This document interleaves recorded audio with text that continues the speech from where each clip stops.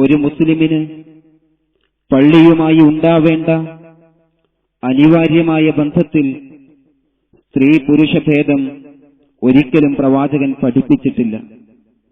സ്ത്രീകൾക്ക് ഇഅ്തികാഫിന് പോലും അനുവാദം നൽകിയിരുന്ന പ്രവാചകാധ്യാപനം അറിയാത്തതുകൊണ്ടുമല്ല ഇവർ സ്ത്രീകളുടെ പള്ളിപ്രവേശം നിരോധിക്കുന്നത്.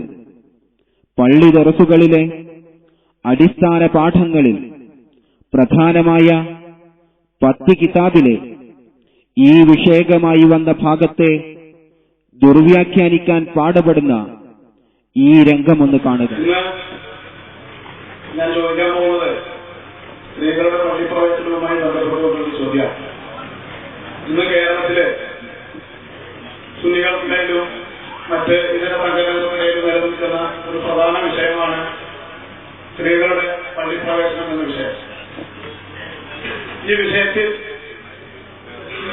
ഖുർആൻ ഓതിക്കൊണ്ടാണ് ഹറാമാക്കി എന്ന് പറഞ്ഞിട്ടുള്ള ചില സംഗതികൾ. എന്റെ കയ്യിലുള്ളത് ഒരു 10 കിതാബാണ്. ഇത് നമ്മുടെ പള്ളി ദർസുകളിൽ ഇവിടെയുള്ള മുസ്ലിംകൾക്കൊക്കെ അറിയാവുന്ന ഒരു സംഗതിയാണ്. ഈ 10 കിതാബിൽ ഇഅ്തികാഫ് എന്ന് പറയുന്ന ഒരു ബാബുണ്ട്. ഈ ബാബിൽ ഇഅ്തികാഫ് ഇരിക്കാൻ പാടില്ലാത്ത ആളുകളെ കുറിച്ച് പറയുന്നുണ്ട്. ഞാൻ വായിക്കുന്നുണ്ട്.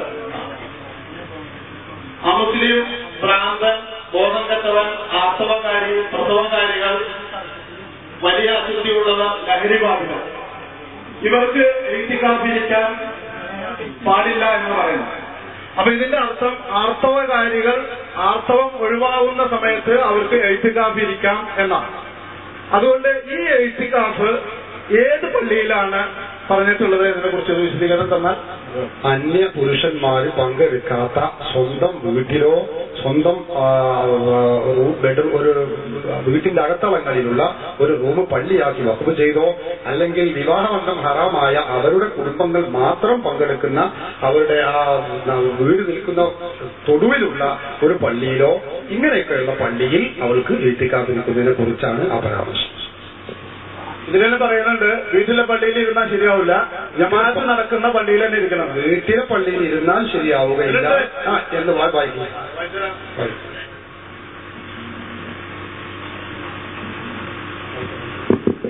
മാത്രമേ ഇഅ്തികാഫ് സാധുവായുള്ളൂ. അത് 10 കിതാബ് അറബിയിലാണല്ലോ. പരിഭാഷ നിങ്ങൾ ആരും എഴുതിയത് ഉസ്താദിന് 10 കിതാബല്ലാന്ന് പറയണം. നിങ്ങൾ വായിക്കുന്നത് 10 കിതാബല്ലാതെ ഞാൻ ഉറപ്പിച്ചു പറയും, യാതൊരു സംശയമില്ല. 10 കിതാബ് എന്നത് അറബിയിലാണ്. അറബിയിലുള്ള 10 കിതാബുകൾ വായിക്കും. ഞാൻ കേൾക്കട്ടെ. ഞാൻ പറയുന്നത് ശരിയാണ്, നിങ്ങൾ പറയാൻ പറ്റില്ല. അറബിയിലുള്ള 10 കിതാബ് നിങ്ങൾ വായിക്കും. മലയാളത്തിൽ ആര് പരിഭാഷപ്പെടുത്തി അയാളൊക്കെ തെറ്റുണ്ടോ ശരിയുണ്ടോ ഒന്നും എനിക്കറിയേണ്ടതില്ല. അറബിയിലുള്ള 10 കിതാബ് അതിന്റെ പരിഭാഷയാണെങ്കിൽ അറബി ഉണ്ടാവില്ല. അറബി വായിക്കുക, നമുക്ക് നോക്കാം.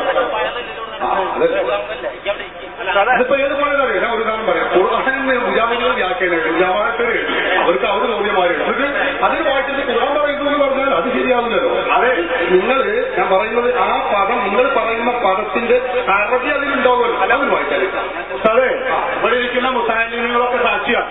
ഈ 10 കിതാബ് പള്ളി ദർസുകളിൽ ഇല്ല എന്ന് പറഞ്ഞാൽ ഈ അത് പറയണ വരെ ഞാൻ കേൾക്കാം. മലയാള കിതാബ് പള്ളിയിൽ ഇല്ല എന്ന് ഞാൻ 1000 സത്യയോടെ പറയുന്നു. 1000 സത്യയോടെ ഞാൻ പറയുന്നു. ഈ മലയാള 10 കിതാബ് പള്ളി ദർസിൽ ഒറ്റത്തിലുമില്ല. മലയാളത്തിലുള്ള 10 കിതാബ് അറബിയിലാണ്. അതുണ്ടെങ്കിൽ വായിക്കും. അപ്പൊ അത് പഠിച്ചിട്ടാണ് ഞങ്ങൾ നടക്കുന്നത്, വെറുതല്ല. അറബിയിലുള്ള 10 കിതാബിലുള്ള ഇബാദത്ത് വായിക്കൂ. അതുണ്ടെങ്കിൽ അപ്പൊ ഞാൻ പറഞ്ഞു. അത് മലയാളത്തിൽ ആളുകൾ എഴുതിയത് നമുക്ക് രേഖയെ അറിയാം. ഖുർആനും സുന്നത്തുമാണ് മതാചാരങ്ങളുടെ അടിസ്ഥാന പ്രമാണങ്ങളെന്ന് മുജാഹിദ് പ്രസ്ഥാനം സമൂഹത്തെ പഠിപ്പിച്ചു.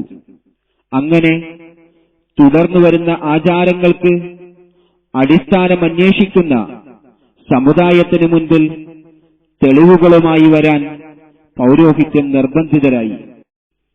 ഖുർആനും തിരുചര്യയും കൈവടിഞ്ഞ് കുതന്ത്രത്തിന്റെ മൂശയിൽ തീർത്ത് ഇവർ നിരത്തുന്ന അപഹാസ്യമായ തെളിവുകൾക്ക് ഒരു ഉദാഹരണം ശ്രവിക്കുക. പറയട്ടെ, എന്തൊക്കെ പറഞ്ഞു ഹറാമാണ് ഏതൊക്കെയെന്നാ പറഞ്ഞത്? ചണ്ടമുട്ടായി ഹറാമാണെന്ന് അല്ല, അത് ആയുധാണെന്ന അവസ്ഥത്തില് ആയിക്കോട്ടെ ഉണ്ടായിക്കോട്ടെ. ഞാൻ പറഞ്ഞല്ലോ, ദുരിയായ അതായത് നടു കുടുങ്ങിയതും രണ്ടു ഭാഗം വിശാലമല്ലാത്തതുമായ ചെണ്ട, വലിയ ചെണ്ട, അത് മുട്ടാ കുഴപ്പമില്ല. അത് ആയുധ തന്നെയാണ്. പിന്നെന്താ? അപ്പൊ ആ പുസ്തകത്തിലുള്ള നിയമവും തമ്മിൽ എതിർപ്പില്ല. നമ്മുടെ ഈ തുണിയുടെ വിഷയം തന്നെ ഇടുകുമ്പോ തുണിയുടെ വിഷയം വലിയ വിഷയം തന്നെയാണ്. ഇടുങ്ങൽ വലിയ വിഷയം തന്നെയാണ്. പറയുള്ളൂ അത് ശരി തിരിയായിട്ടാണ്. അടുത്ത വേറെന്താ മുതൽ ആനക്കത്തെ കുഴപ്പം? ആന എന്ന് പറഞ്ഞ ഹറാമെന്ന് അറിയിക്കുന്നുണ്ടോ? ഖുർആനിൽ പറയുന്നു ആനനെ തൊടാൻ പാടില്ല, കാണാൻ പാടില്ല, ഉപയോഗിക്കാൻ പാടില്ല. ഇല്ല. വേറെന്താ?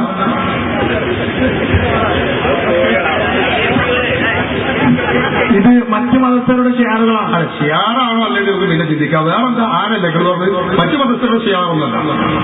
മറ്റു മതസ്ഥരുടെ ഷിയാറ് മറ്റു മതസ്ഥർ ചെയ്യാമെന്ന് നമുക്ക് ചെയ്യാൻ പാടില്ല എന്ന് പറഞ്ഞാൽ മറ്റു മതസ്ഥർ തുണിയെടുക്കുന്നുണ്ട്. അപ്പൊ നമുക്ക് തുണിയെടുക്കാൻ പാടില്ലാണോ? കാര്യങ്ങൾ മുഴുവല്ലോ. മറ്റു മതസ്ഥരെ കുപ്പാടില്ല, നമുക്ക് കുപ്പാടാൻ പാടില്ല പറഞ്ഞാൽ അതുപോലെ നമുക്ക് വെളിച്ചം കത്തിച്ചില്ല, നമുക്ക് വെളിച്ചം കത്തിക്കാൻ പാടില്ല എന്ന് പറഞ്ഞാൽ അതൊക്കെ മറ്റൊരു വശമാണ്.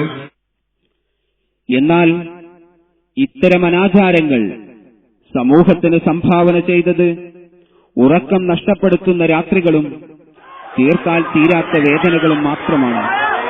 ഈ ദൃശ്യമെന്ന് കാണുക.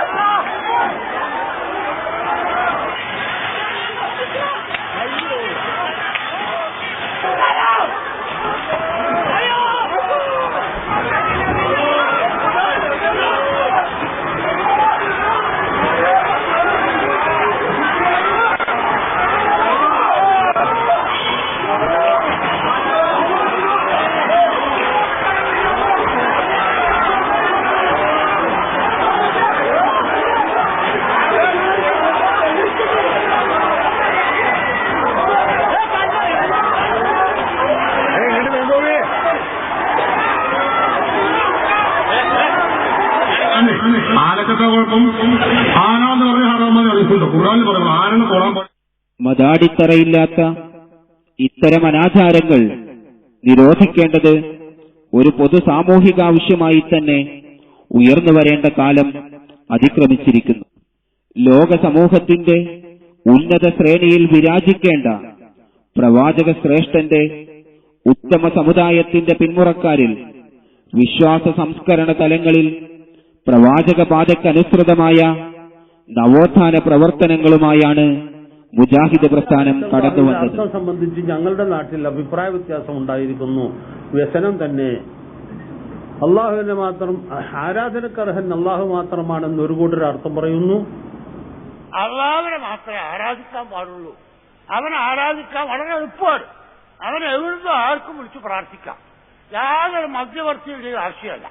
ഏത് മനുഷ്യനും എവിടുന്നും വളരെ എളുപ്പത്തിൽ യാതൊരു പ്രയാസമില്ലാതെ വിളിച്ച് പ്രാർത്ഥിക്കും. ഒരു കാലത്ത് ഇസ്ലാം എന്ന് പറഞ്ഞാൽ ഒരു ശൈഖിന്റെ മുരീദായില്ല എങ്കിൽ അവൻ യഥാർത്ഥ മുസ്ലിം ആവുകയില്ല എന്ന് ഈ സമൂഹം ധരിച്ചു വശാക്കിയിരുന്നു. അത്ഭുതകരമായ മാറ്റം ഈ കേരളത്തിൽ ഉണ്ടാക്കാൻ ഇസ്ലാഹി പ്രസ്ഥാനത്തിന് സാധിച്ചിട്ടുണ്ട് എന്നത് അംഗീകരിക്കാതിരിക്കാൻ നിവൃത്തിയില്ല. വിമർശിക്കപ്പെടേണ്ട, എതിർക്കപ്പെടേണ്ട ഒട്ടധികം ധാരണകളും പ്രവർത്തനങ്ങളുമുണ്ട്. ഇതെല്ലാം തന്നെ പാരമ്പര്യമായി NDF-കാരൻ പറയുന്നു, മരിച്ചു നിങ്ങൾ ചിന്തിക്കണ്ട, നിങ്ങൾ ജാറത്ത് പോവാതിരിക്കുക, നബിനെ വിളിച്ച് പ്രാർത്ഥിക്കാതിരിക്കുക, എന്ത് വേണം ചെയ്തോളി, ഇതിൽ മെമ്പർമാർ ഇവിടുന്ന് ആ പ്രശ്നമൊന്നും പറയരുത്. അവസരമാണ് MSM നിങ്ങൾക്ക് വേണ്ടി ഒരുക്കി തരുന്നത്. വളരെ സ്നേഹത്തിലും സൗഹാർദ്ദത്തിലും കഴിയുന്ന നമ്മുടെ നാട്ടിൽ പോലും വർഗീയ സംഘർഷങ്ങളും